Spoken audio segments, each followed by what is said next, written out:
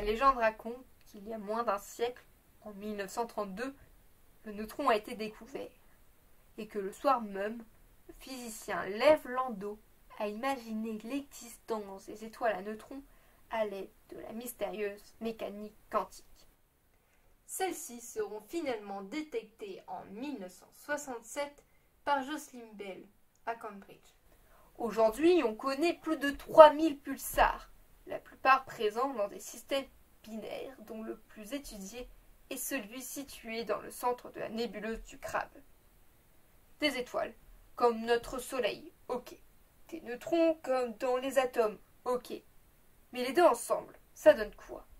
Les étoiles à neutrons sont des étoiles principalement formées de neutrons. Logique, me direz-vous.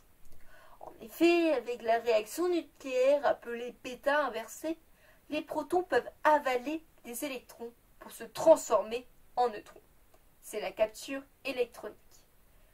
Ainsi, les atomes se dissolvent dans une grande mer de neutrons très denses. Et c'est la mécanique quantique, merci Lev, qui explique que ces étoiles très denses peuvent exister. Et oui, très très denses. Une étoile à neutrons d'un diamètre de 10 km aurait une masse équivalente à celle de notre Soleil. Difficile à imaginer. Essayez de mettre 150 millions d'éléphants dans un dé à coudre. Mais revenons à leur formation. Tout commence avec un beau feu d'artifice. Les étoiles explosent en supernova. Mais pourquoi? Les réactions nucléaires se produisent dans le cœur des étoiles, leur permettant de brûler. Mais leur ressource n'est pas éternelle. Mais c'est ensuite que les choses se compliquent. Soyons attentifs. Après cette belle explosion, il y a 3 possibilités. Et tout va dépendre de la masse de l'étoile avant son explosion.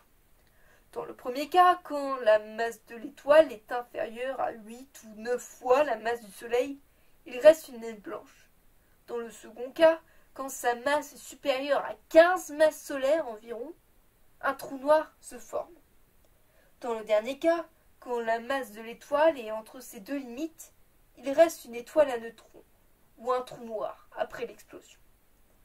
Mais la limite exacte n'est pas encore bien connue, car l'explosion des supernovae n'est pas encore bien comprise par les astrophysiciens.